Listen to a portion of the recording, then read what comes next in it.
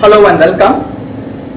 இந்த வீடியோல நம்ம பார்க்க போறது, நம்மில் பல பேர் பாத்தீங்கன்னா ஜெயிக்கணும் அப்படின்ற எண்ணம் நம்ம கிட்ட இருக்கு. ஆனா நாம முயற்சி பண்ணும்போது நமக்கு வெற்றி கிடைக்கிறது இல்லை. அப்போ வெற்றி கிடைக்காம போறதுக்கு என்ன காரணம் அப்படின்னு கேள்வி கேட்டா நமக்கு என்ன காரணம் தெரியல. அப்போ ஏதோ ஒரு காரணத்தினால்தான் நம்ம தோத்து போறோம், அதுல சந்தேகமே கிடையாது. இப்போ பேசிக்கலி பாத்தீங்கன்னா நான் பல காலேஜஸ்க்கு பாத்தீங்கன்னா ஸ்டூடெண்ட்ஸ்க்கு வந்து வழிகாட்டுதல் ப்ரோக்ராம்காக போவேன். அப்ப மாணவர்கள் கிட்ட எல்லார்கிட்டையும் பார்க்கும்போது ஒரு முக்கியமான விஷயம் அது தேவைப்படுது, அதுதான் ஜெயிக்கிறதுக்கு தேவைப்படுது. ஆனா அந்த விஷயம் வந்து குறைச்சலா இருக்கு, அதாவது அதிகமா இல்லை. அப்ப அந்த விஷயத்த நீங்க எப்படி டெவலப் பண்ணணும், அதுதான் இந்த வீடியோவோட நோக்கம். சரி, என்ன அப்படின்னு நான் பார்க்கும்போது இதுக்கான பதில சில ஆராய்ச்சிகள் செஞ்சிருக்காங்க, அதன் மூலமா நான் சொல்ல விரும்புறேன். முதல் ஆராய்ச்சி என்னன்னா, ஹார்வர்ட் யூனிவர்சிட்டி உங்களுக்கு தெரியும், உலகத்திலே பாத்தீங்கன்னா முதல் இடத்துல அல்லது 2வது இடம் 3வது இடம் ரெகுலரா பாத்தீங்கன்னா மாறி மாறி அட்லீஸ்ட் டாப் 5 இடத்துல வரக்கூடிய ஒரு யூனிவர்சிட்டி. அவங்க வந்து ஒரு ரிசர்ச் ஒர்க் பண்ணாங்க. என்ன ரிசர்ச் அப்படின்னு பார்க்கும்போது, ஜெயித்தவர்கள், இந்த உலகத்துல சாதித்தவர்கள் இருக்காங்கல்ல, அந்த சாதித்தவர்கள் வந்து சாதிக்கிறதுக்கு எது காரணம், எது காரணமா இருந்தது அப்படின்றத அவங்க ஆராய்ச்சி பண்ணாங்க. ஆராய்ச்சி பண்ணும்போது அவங்க எல்லார்கிட்டையும் கேள்விகள் கேட்கிறாங்க. என்ன கேள்வி அப்படின்னு பார்க்கும்போது, நீங்க ஜெயிச்சதுக்கு காரணம் என்ன அப்படின்னு கேட்கறாங்க. யார்கிட்ட? ஜெயிச்சவங்க கிட்ட, பெரிய அளவுல ஜெயிச்சவங்க கிட்ட. அப்போ அவங்க சொல்ற பதில்கள் பாத்தீங்கன்னா ரொம்ப ஆச்சரியமா இருந்தது. சரியா? இப்ப நான் உங்ககிட்ட கேட்கிறேன் கேள்வியா, என்னன்னா நீங்க ஒருத்தர் ஜெயிக்கணும்னா அதுக்கு என்ன இருந்தா ஜெயிக்க முடியும்னு நினைக்கிறீங்க அப்படின்னு நான் உங்ககிட்ட கேள்வி கேட்கிறேன்னு வச்சுங்களேன். அப்போ பதில்கள் எப்படி இருக்கும் அப்படின்னு பார்க்கும்போது, அறிவாளியா இருக்கணும், திறமைசாலியா இருக்கணும், நல்ல படிச்சவனா இருக்கணும், பணக்காரனா இருக்கணும், ஆள்பலம் இருக்கணும், அவனுக்கு சப்போர்ட் பண்றதுக்குன்னு ஒரு மக்கள் கூட்டம் இருக்கணும். இந்த மாதிரி பல காரணங்கள் நாம சொல்லிக்கிட்டு இருக்கோம். ஆனா அந்த ஹார்வர்ட் யூனிவர்சிட்டியோட ரிசர்ச்சோட ரிசல்ட் என்ன சொல்லுதுன்னா, இதெல்லாம் இல்ல அப்படின்னு சொல்லிட்டாங்க. அதாவது ஒருத்தர் ஜெயிக்கிறதுக்கு 100% அப்படின்னு நம்ம மதிப்பெண் வச்சிருக்கோம்னா அதுல 99.9999% எது காரணமா இருக்கு அப்படின்னு பார்க்கும்போது, ஒருத்தருடைய மனநிலை, அதாவது அவங்கள பத்தி எப்படி யோசிக்கிறாங்க அப்படின்ற அந்த ஒரு மனநிலையை வச்சுதான் அவங்க ஜெயிக்கிறதும் இருக்கு தோக்கிறதும் இருக்கு அப்படின்ட்டு அந்த ஹார்வர்ட் யூனிவர்சிட்டியோட ரிசர்ச்சோட ரிசல்ட் வந்து சொல்லுது. அப்பனா வெறும் 0.00001% தான் காரணமா இருக்கிறது எதுன்னு கேட்கும்போது, ஜெயிக்கிறதுக்கு காரணமா இருக்கிறது எதுன்னு கேட்கும்போது, நம்மளுடைய கல்வி, நம்மளுடைய அறிவு, நம்மளுடைய பணம், மற்ற விஷயங்கள் எல்லாமே. அப்போ அந்த 99.99% இருக்கிற அந்த விஷயத்த நாம டெவலப் பண்ணிட்டோம்னா டெஃபினட்டா நாம எந்த ஒரு துறையில முயற்சிகள் செஞ்சாலும் சரி, நிச்சயமா 100% நாம வெற்றி பெற முடியும் அப்படின்றத ஒரு சின்ன சந்தேகம் கூட கிடையாது. நீங்களே யோசிச்சு பாருங்க, நம்ம டெய்லி சாப்பாடு சாப்பிடுறோம், எதுக்குன்னு கேட்டா இந்த உடம்புக்கு. ஆனா நான் இந்த உலகத்துல மிகப்பெரிய சாதனைகள் படைக்கணும்னு நினைக்கிறேன் அப்படின்னா, எந்த துறையில நான் ஜெயிக்கணும் அப்படின்னாலும் நிச்சயமா என்கிட்ட இருக்க வேண்டியது என்னன்னா நம்பிக்கை. சோ அந்த நம்பிக்கையை வளர்க்கறதுக்கு இந்த மனசுக்கு நாம சாப்பாடு கொடுக்கறோமா அப்படின்னு கேட்டா அது ஒரு பெரிய கேள்விக்குறிதான். உங்களுக்கு இப்ப என்ன வேணா ஏஜா இருக்கலாம், இந்த வீடியோவை பாக்குறவங்களுக்கு என்ன வேணா ஏஜா இருக்கலாம். பாத்தீங்கன்னா பேசிக்கலி இந்த ஏஜ் வரைக்கும் உங்க மனசுக்கு நீங்க எத்தனை வாட்டி சாப்பாடு போட்டிருக்கீங்க அப்படின்னு கேள்வி கேட்டா அது ரொம்ப குறைச்சலா தான் இருக்கும். நீங்களே ஒரு விஷயத்தை யோசிச்சு பாருங்க. ஒரு பாத்திரம் இருக்கு, அதுல நம்ம டீ குடிக்கிறோம்னு வச்சுப்போம். அதாவது ஒரு கிளாஸ், அந்த கிளாஸ்ல டீ குடிக்கிறோம். இப்போ இந்த கிளாஸ்ல டீய நான் குடிக்கும் போது நான் நிச்சயமா அடுத்த நாள் அதை யூஸ் பண்றதுக்கு கட்டாயமா என்ன பண்ணுவேன், அதை கிளீன் பண்ணிட்டு தான், அதாவது அதை வாஷ் பண்ணிட்டு தான் அடுத்த நாள் உபயோகப்படுத்துவேன். ஆனா நம்ம மனசு, நாம ஜெயிக்கிறதுக்கு காரணமா இருக்க மனசு, இது நம்ம கூடவே இருக்கு. இத நம்ம எத்தனை நாள் அதை கிளீன் பண்றதுக்காக நாம முயற்சிகள் செஞ்சிருக்கோம் அப்படின்னு பார்த்தா தெரியல. இந்த கேள்விக்கு பதில் வந்து இல்ல அப்படின்றதான் பெரும்பான்மையா இருக்கும். அப்பனா ஏன் மனச நான் தட்டி கொடுக்கணும், கரெக்டா? என் மனச உன்னால முடியும் அப்படின்ற அதுக்கான அந்த எண்ணங்களை என் மனசுக்கு வந்து நான் கொடுத்தே தீரணும். சரியா? அப்போ அதை கொடுக்கறதுக்கு என்ன மாதிரி பயிற்சிகள் இருக்கு, எனக்கு தெரிஞ்சாதானே நான் செய்ய முடியும், கரெக்டா? சரி, எல்லாரும் நம்பிக்கையோட இரு அப்படின்னு சொல்றாங்க. ஆனா நமக்கு நம்பிக்கையோட இரு அப்படின்னு சொல்றதை விட நம்பிக்கை வளர்த்துக்கிறதுக்கான என்ன பயிற்சிகள் இருக்கு அப்படின்னு நமக்கு தெரிஞ்சதுன்னா நிச்சயமா நம்ம ஒவ்வொருத்தரும் வெற்றியாளர்களா தான் இருக்கும். அதுல எந்த சந்தேகமும் கிடையாது. நம்ம ஒவ்வொருத்தருமே பிறந்து இருக்கிறது ஜெயிக்கிறதுக்கு தான், அதுல எந்த சந்தேகமும் கிடையாது. இப்ப என் மனசை நான் ட்ரெயின் பண்ணணும். அப்ப என் மனசை எப்படி ட்ரெயின் பண்றது, அதுதான் இந்த வீடியோ. இந்த வீடியோ மூலமா பாத்தீங்கன்னா உங்க மனசை ஸ்ட்ராங் பண்றதுக்கு, நீங்க ஜெயிக்கிறதுக்கு தேவையான விஷயங்களை நீங்க வளர்த்துக்கிறதுக்கு எப்படி உங்க மனநிலையை உருவாக்கணும், ஜெயிக்கிறதுக்கான மென்டாலிட்டி எப்படி உருவாக்கணும் அப்படின்றத சொல்லி கொடுக்கறது, அப்படின்றத உங்களுக்கு தெரியப்படுத்துறது, உங்களுக்கு புரிய வைக்கிறது தான் இந்த வீடியோவோட நோக்கம். சரி, இப்போ இன்னொரு உதாரணம் நான் சொல்ல விரும்புறேன். இப்போ பாருங்க, நான் சொன்ன ஒரு டீ கிளாஸ நம்ம அடுத்த நாள் யூஸ் பண்றது கழுவுறோம், வாஷ் பண்றோம், அப்புறம் தான் அது யூஸ் பண்றோம். அதே டீ கிளாஸ நீங்க அதாவது பாத்தீங்கன்னா ஒரு 10 வருஷம் வந்து கழுவாம யூஸ் பண்றீங்கன்னா என்ன ஆகும்? அது அந்த டீ கிளாஸ்ல கட்டாயமா பாத்தீங்கன்னா அதன் மூலமா நமக்கு சொல்ல முடியாத, கண்டுபிடிக்க முடியாத பல வியாதிகள் நமக்கு உருவாகும். கரெக்டா இல்லையா? அதே மாதிரிதான் நம்ம மனசுக்கு பாத்தீங்கன்னா நாம எந்த விதமான ஒரு உணவுகளையும் கொடுக்கல, ஆரோக்கியமான உணவை நாம கொடுக்கல. அப்படி இருக்கும்போது அதை வந்து கிளீன் பண்ணணும்னு நினைக்கல. சரியா? அப்படி இருக்கும்போது அந்த மனசுல எப்பவுமே குப்பை மட்டும்தான் விழுந்துகிட்டே கிடக்குது. அப்ப அந்த குப்பையை நம்ம கிளீன் பண்ணணும். அதுக்கப்புறம் அந்த இடத்துல வந்து நாம நல்ல விதைகளை விதைக்கணும். அப்புறம் தான் நிச்சயமா நமக்கு வெற்றின்றது கிடைக்கும். இதுல எந்த சந்தேகமும் கிடையாது.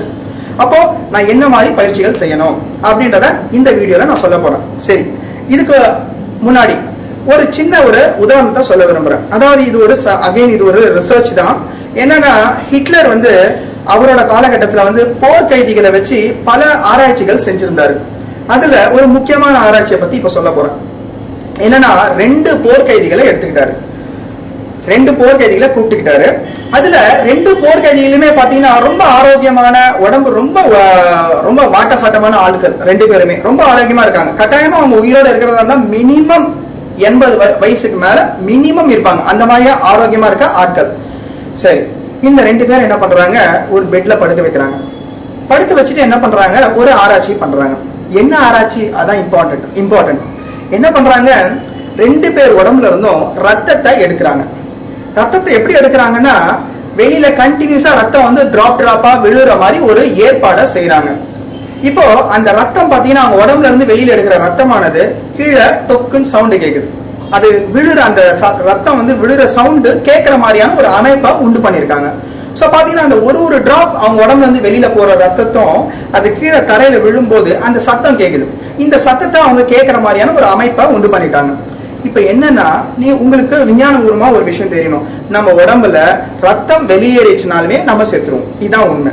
சரிங்களா? இது வந்து மிலிட்டரியில இருக்கவங்களுக்கு ரொம்ப சாதாரணமா தெரிஞ்ச விஷயம். சரி, சோ இப்ப என்னன்னா, 2 பேருக்கும் என்ன பண்றாங்க? கண்ணை கட்டிடுறாங்க. கண்ணை கட்டிட்டு 2 பேரோட உடம்புல இருந்து என்ன பண்றாங்க? அவங்க கண்ணை கட்டுறதுக்கு முன்னாடி செய்யறாங்க. என்ன செய்யறாங்க? உங்க உடம்புல இருந்து நாங்க ரத்தத்தை வந்து வெளியில எடுக்கிறோம், அதுவும் டிராப்பா எடுக்கிறோம். அப்போ இந்த ரத்தம் எல்லாம் வெளில போகும்போது நிச்சயமா நீங்க செத்து தான் போக போறீங்க அப்படின்ற ஒரு விஷயத்த, ஒரு சூழ்நிலைய அவங்களுக்கு உண்டு பண்றாங்க.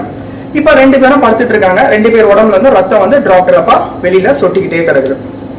இப்ப என்னன்னா, கொஞ்ச நேரம் ஆகுது.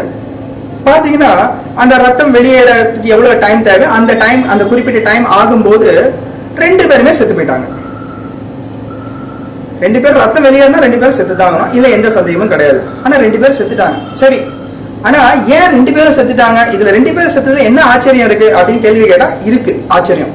என்ன அப்படின்னு பார்த்தா, 2 பேர்ல ஒருத்தருக்கு மட்டும் என்ன பண்ணிருக்காங்க? உண்மையிலேயே அவரோட உடம்புல இருந்து ரத்தத்தை வெளியேற்றிருக்காங்க. அதனால டிராப் விழுற அந்த சத்தம் அவர் காதுல விழுது. அவர் வந்து நம்ம உடம்புல இருந்து ரத்தம் வெளில போகுது, ஆனா நம்ம சாகதான் போறோன்றது நல்லா ஸ்ட்ராங்கா யோசிக்கிறாரு, செத்து போறாரு. ஆனா இன்னொருத்தருக்கு என்ன ஆகுதுன்னா, அவர் உடம்புல இருந்து வெளியே ஏத்துறாங்க ரத்தத்தை வெளியே ஏற்றும் போது சத்தம் கேட்குது. கேட்கிற மாதிரி ஒரு அமைப்பை உண்டு பண்ணிட்டு ரத்தத்தை வெளியேற்றத்தை ஸ்டாப் பண்ணிட்டாங்க. ஏன்னா இப்ப கண்ணு கட்டி இருக்குல்ல, அதனால ரத்தம் வெளியேறுதா இல்லையான்னு அவருக்கு தெரியல. சரிங்களா? ஆனா சத்தம் மட்டும் கேட்டுக்கிட்டே இருக்கு. அப்போ உடம்புல இருந்து ரத்தம் வெளில போயிட்டே இருக்கு அப்படின்றது என்னன்னா, ஒரு நார்மலா பாத்தீங்கன்னா ஒரு ஹியூமன் பீயிங்க்கு எவ்வளவு ரத்தம் எடுத்தா நம்ம பிளட் டொனேஷன் பண்ணுவோம் பாத்தீங்களா, அப்போ ரத்தம் எவ்வளவு எடுக்கும்? அதுல பாதியை விட கம்மியான, அதெல்லாம் கம்மியான அளவு தான் அவங்க உடம்புல இருந்து எடுத்திருக்காங்க. யார் உடம்புல இருந்து? அந்த மிலிட்டரி பர்சன் உடம்புல இருந்து. அதுக்கப்புறம் அந்த ரத்தத்தை ஸ்டாப் பண்ணிட்டாங்க, வெளியேறத ஸ்டாப் பண்ணிட்டாங்க. இருந்தாலும் இவரும் செத்து போயிட்டாரு. ரொம்ப ஆரோக்கியமா இருக்கிற ஒரு மனுஷன். இப்ப இங்க விஞ்ஞானபூர்வமா யோசிச்சு பாருங்க, இவர் செத்ததுக்கான காரணம் என்ன? இவர் உடம்புல ரத்தம் இருக்கு, உடம்புல லாஸே கிடையாது. இருந்தாலும் அந்த சத்தம் மட்டும்தான் அவர் காதுல கேக்குது. ரத்தம் வெளியேற மாதிரி அவர் நினைச்சுக்கிட்டு இருக்காரு. ஆனா உண்மையிலே ரத்தம் வந்து வெளியில போகவே இல்லை. ஆனா செத்துட்டாரு. அப்போ இந்த இடத்துல இந்த நிகழ்ச்சி மூலமா இந்த ரிசர்ச் ஒர்க் மூலமா உங்களுக்கு என்ன தெரிஞ்சுக்கணும், நீங்க என்ன புரிஞ்சுக்கணும் அப்படின்னு பார்க்கும்போது, இந்த ரெண்டாவது பர்சன் சாக வேண்டிய அவசியமே கிடையாது. இருந்தாலும் அவர் செத்து போயிட்டாரு. இதுக்கு ஒரே காரணம் தான், அவரோட மனசுல அவர் என்ன யோசிச்சிருக்காரு, எப்படியோ நம்ம இப்ப செத்துற போறோம் அப்படின்ற ஒரு எண்ணத்தை ரொம்ப ஸ்ட்ராங்கா அவர் யோசிச்சிருக்காரு. இதன் காரணமா அவர் என்ன ஆயிட்டாரு, அந்த ஒரு குறிப்பிட்ட நேரத்துல அவரும் செத்து போயிட்டாரு. அப்போ நீங்க புரிஞ்சுக்க வேண்டியது என்னன்னா, இந்த மனசு ஸ்ட்ராங்கா இருந்தா உலகத்துல எதையும் சாதிக்கும். அதே இந்த மனசு வீக்கா இருந்தா இந்த உலகத்துல எதுவுமே நமக்கு கிடைக்காது. அவ்வளவுதானே? அப்போ இந்த மனசை நான் ஸ்ட்ராங் பண்ணணும். அவ்வளவுதானே? அப்ப இந்த மனசை நான் ஸ்ட்ராங் பண்றதுக்கு என்ன பண்ணணும்? எல்லாரும் சொல்ற விஷயம் என்னன்னா, நம்பிக்கையோட இரு, அவ்வளவுதான் சொல்றாங்க. ஆனா நம்பிக்கையோட நான் இருக்கிறதுக்கு என்ன பயிற்சிகள் செய்யணும் அது எனக்கு தெரியல. கரெக்டா? சோ அந்த பயிற்சிகளை சொல்லி தர்றதா இந்த வீடியோவோட நோக்கம். சரி, இப்ப நான் என்ன பண்ண போறேன், ஒரு சிம்பிளான ஈஸியான ஒரு பயிற்சியை சொல்லி தர போறேன். இது எதுக்குன்னா, இது ஒரு ஆரம்ப கட்ட பயிற்சி. சரிங்களா? ஏன்னா எடுத்த உடனே ஒரு பெரிய பயிற்சியை நான் உங்களுக்கு சொல்லி தரேன்னு வச்சுங்களேன், நிச்சயமா அது செய்யும் போது உங்களுக்கு வந்து அந்த ஃபுல் கான்பிடன்ஸ் வராது, முழு நம்பிக்கை உங்களுக்கு வராது. அதனால ஒரு சின்ன விஷயத்த மட்டும் இந்த வீடியோல உங்களுக்கு நான் சொல்லி தர போறேன். என்ன அப்படின்னு பார்க்கும்போது, நாம அன்றாட வாழ்க்கையில செய்யக்கூடிய நிறைய விஷயங்கள் இருக்கு. அதுல ஒரு விஷயத்த மட்டும் எடுத்துங்க. உதாரணமா, உங்க வீட்டுல இருந்து நீங்க வேலைக்கு போறீங்க, அல்லது உங்க வீட்டுல இருந்து ஸ்கூலுக்கு போறீங்க, அல்லது உங்க வீட்டுல இருந்து காலேஜுக்கு போறீங்க. இது எல்லாமே நீங்க பஸ்ல தான் போறீங்க அப்படின்னு வச்சுப்போம். பஸ்ல போறதா வச்சுப்போம். அப்போ நீங்க என்ன பண்ணுங்க, வீட்டுல இருந்து கிளம்புறதுக்கு முன்னாடி, நம்ம மனசுக்கு பயிற்சி வேணும்னு சொன்னா இல்லையா, சோ வீட்டுல இருந்து கிளம்புறதுக்கு முன்னாடி ஜஸ்ட் ஒரு 2 மினிட்ஸ்ல இருந்து 5 மினிட்ஸ் வரைக்கும் கண்ணை மூடி உட்காருங்க. உட்கார்ந்துகிட்டு யோசிங்க. என்ன யோசிக்கணும், நான் இப்போ பஸ் ஸ்டாண்ட்ல இருக்கிறேன், நான் போய் நிக்கிற அந்த வினாடியே எனக்கு பஸ் கிடைக்குது அப்படின்றத உண்மையா கண்ணை மூடிக்கிட்டு, உண்மையா அந்த விஷயம் இந்த வினாடி இந்த நொடி எனக்கு நடந்துட்டு இருக்க மாதிரி யோசிங்க. சோ இந்த மாதிரி ஒரு 2 மினிட்ஸ்ல இருந்து 5 மினிட்ஸ் யோசிங்க. யோசிச்சுட்டு அப்புறமா வீட்டுல இருந்து கிளம்புங்க. இப்ப என்னன்னா, முதல் ஒரு வாரத்துக்கு பாத்தீங்கன்னா நீங்க யோசிக்கிற மாதிரி நடக்குமான்னு கேட்டா அது சொல்ல முடியாது. ஆனா நிச்சயமா இதை தொடர்ந்து செய்யும் போது ஒரு வார காலத்துக்கு அப்புறமா கட்டாயமா நீங்க போய் பஸ் ஸ்டாண்ட் நிற்கும் போது நீங்க நிக்கிறதுக்கும் பஸ் வரத்துக்கும் கரெக்டா இருக்கும். இதுல எந்த ஒரு சந்தேகமும் இருக்க வேண்டிய அவசியமே கிடையாது. இதை பயிற்சி செய்யும் போதுதான் இது நடக்கும். இது வந்து பாத்தீங்கன்னா தொடர்ந்த ஒரு முயற்சி மூலமா தான் இது அமையும். சரிங்களா? அதாவது நான் சும்மா கண்ணை மூடிட்டு கான்சென்ட்ரேஷனே இல்லாம முழு கவனமே செலுத்தாம சும்மா யோசிச்சுட்டு நான் போய் நிற்கும் போது எனக்கு வரலன்னு சொல்லக்கூடாது. சரிங்களா? நீங்க உங்க மனசை முழுக்க ஒருமுகப்படுத்தி உங்களோட மனசுல வெறும் இந்த பஸ் ஸ்டாண்ட்ல போய் நீங்க நிக்கிறதுக்கும் பஸ் வரத்துக்கும் சரியா இருக்கு, உடனே பஸ் ஏறுறீங்க, இந்த மாதிரியான சிந்தனைகளை மட்டுமே மனசுல ஓட விடணும். ஒரு 2 மினிட்ஸ்ல இருந்து 5 மினிட்ஸ் இதை உண்மையா இப்போ இந்த வினாடி நடக்கிற மாதிரியே யோசிக்கணும். இதை யோசிச்சுட்டு நீங்க இதை போய் செஞ்சு பாருங்க. நிச்சயமா சொல்றேன், ஒரே வாரத்துல என்ன ஆகும் அப்படின்னு பார்க்கும்போது உங்க மனசு வந்து தயாராகுது. எதுக்கு? நீங்க நினைக்கிறது தான் இந்த உலகத்துல உங்களுக்கு நடக்குது. சரிங்களா? அப்போ உங்களுக்கு தேவையான ஒரு விஷயத்த நீங்க வந்து என்ன பண்றீங்க, முதல் முறையா உங்களுக்கு பாசிட்டிவா நடக்கிற மாதிரி யோசிக்க பழகுறீங்க. கரெக்டா? அப்ப என்ன ஆகுது, நம்ம சில பேர் பாத்தீங்கன்னா கிளம்பும்போது நான் போறனால தான் பஸ் வராது அப்படின்ற எண்ணத்தோடவே போறோம். ஆனா அதுக்கு பதிலா நாம இந்த ஒரு சின்ன விஷயத்த செய்யும் போது நாம போய் நிக்கிறதுக்கும் பஸ் வரதுக்கும் கரெக்டா இருக்கும். சரிங்களா? இந்த ஒரு எக்ஸசைஸ ஃபர்ஸ்ட் செய்யுங்க. 2 வீலர்ல போறவங்களா இருந்தா என்ன பண்ணலாம், நீங்க போற ரூட்ல டிராபிக் இல்லாம ஈஸியா நீங்க போய் சேர்றீங்க நீங்க போக வேண்டிய இடத்துக்கு அப்படின்றத மனக்கண்ல யோசிங்க. யோசிச்சுட்டு அதுக்கப்புறமா வீட்டுல இருந்து கிளம்புங்க. இத வந்து பாத்தீங்கன்னா ஒரு அட்லீஸ்ட் ஒரு வாரம் தொடர்ந்து செய்யணும். சரிங்களா? தொடர்ந்து செய்யும் போதுதான் எந்த ஒரு விஷயமும் பலன் கொடுக்கும். சரிங்களா? நாம ஒரு நாள் செய்வேன், 2 நாள் கேப் விட்டுருவேன், திருப்பி 2 நாள் செய்வேன், ஒரு நாள் கேப் விட்டுருவேன்னா இது நீங்க இப்ப நான் சொல்ற இந்த பயிற்சியானது எந்த ஒரு பலனையும் கொடுக்காது. புரியுதுங்களா? இது வந்து ஒரு முதற்கட்டமான ஒரு ஆரம்ப நிலை பயிற்சி. சரிங்களா? ரொம்ப பேசிக்கான ஒரு பயிற்சி. இதை நீங்க செய்ய பழகும் போது ஒரு காலகட்டத்தில் என்ன ஆகுதுன்னா, நீங்க நினைக்கிற மாதிரியே போய் நிற்கும் போதெல்லாம் கரெக்டா பஸ் வந்துடும். அப்போ உங்களுக்கு தெரிய வரும், என்ன வரும்னா உங்களுக்கு உங்க மேல நம்பிக்கை வரும். என்னன்னா நம்ம நினைக்கிற விஷயங்கள் நடக்குது. அப்போ நான் நினைக்கிறத சரியா நினைச்சாலுமே எனக்கு தேவையானது இந்த உலகத்துல கிடைச்சே தீருது அப்படின்ற அந்த நம்பிக்கை உங்க மனசுல சின்னதா தோண ஆரம்பிக்கும். அந்த சின்னதா தோணுது பாத்தீங்களா, அதை டெவலப் பண்றதுக்கு அடுத்த லெவல்ல கொண்டு போறதுக்கு நிறைய பயிற்சிகள் இருக்கு. அதை எப்படி அப்படின்றத உங்களுக்கு நான் அடுத்த வீடியோல சொல்றேன். அதாவது ஃபர்ஸ்ட் ஸ்டெப் இதுதான். இத முயற்சி பண்ணுங்க. நிச்சயமா பாத்தீங்கன்னா உங்களுக்கு இதுல பலன் கொடுக்கும். இதை செஞ்சா மட்டும்தான் இதுல பலன் கிடைக்கும். சரிங்களா? மன ஒருமுகத்தோட இதை செய்யும் போது மட்டும்தான் இதுக்கான பலன் உங்களுக்கு தெரியும். இது என்னடா பயிற்சி அப்படின்னு யோசிக்காதீங்க. நம்ம நினைக்கிறது எப்படா நடக்கும் அப்படின்னு யோசிக்காதீங்க. முழுசா உங்களோட மனநிலை என்னவா இருந்தாலும் சரி, அது எல்லாத்தையும் அப்படியே ஓரமா வச்சுட்டு முழுக்க முழுக்க ஒரு 2 minutes உட்கார்ந்துட்டு நீங்க நினைக்கிற மாதிரி அங்க போய் நின்ன உடனே பஸ் கிடைக்குது அப்படின்றத யோசிங்க. யோசிச்சுட்டு நீங்க பஸ் ஸ்டாண்ட் போங்க. அதே மாதிரி 2 வீலர்ல போறவங்களா இருந்தா நீங்க கிளம்புறீங்க, கிளம்பும் போது டிராபிக் எல்லாம் நீங்க போய் சேர வேண்டிய இடம் ஈஸியா போய் சேர்றீங்க அப்படின்றத யோசிச்சுட்டு இந்த பயிற்சியை செய்யுங்க. இதை தொடர்ந்து செய்யுங்க. நிச்சயமா பாத்தீங்கன்னா உங்களுக்கு நல்ல பலன் கிடைக்கும். அதே மாதிரி இந்த பயிற்சியை செஞ்சுட்டு உங்களோட கமெண்ட்ஸ் எனக்கு இந்த யூடியூப்ல சேனல்ல தயவு செய்து கொடுங்க. அதே மாதிரி இந்த வீடியோவுக்கு எந்த அளவுக்கு வரவேற்பு இருக்குன்றத பார்த்துட்டு தான் நாங்க அடுத்த வீடியோவை நான் ரிலீஸ் பண்றதா இருக்கேன். ஸோ உங்களோட கமெண்ட்ஸ் கண்டிப்பா, உங்களோட வேல்யூபிள் கமெண்ட்ஸ் எனக்கு கிடைக்கணும். அப்பதான் என்னால இன்ட்ரெஸ்டா பாத்தீங்கன்னா அடுத்த வீடியோஸ் என்னால பப்ளிஷ் பண்ண முடியும். நாம ஒவ்வொருத்தரும் ஒரு விஷயம் தான் உண்மை, நம்ம ஒவ்வொருத்தரும் இந்த உலகத்துல ஜெயிக்க தான் பிறந்திருக்கோம். ஆனா நாம பிறக்கும் போது நாம பாத்தீங்கன்னா நிச்சயமா உண்மையாவே பாத்தீங்கன்னா நம்மளோட மனசு ஸ்ட்ராங்கா தான் இருந்திருக்கு.